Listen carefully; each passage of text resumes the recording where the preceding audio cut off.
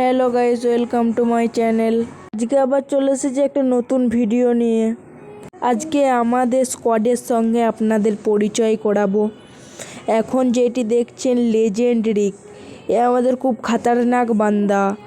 এই একা ইউএমপি নিয়ে পুরো একটা স্কোয়াডকে খতম করে দেবে।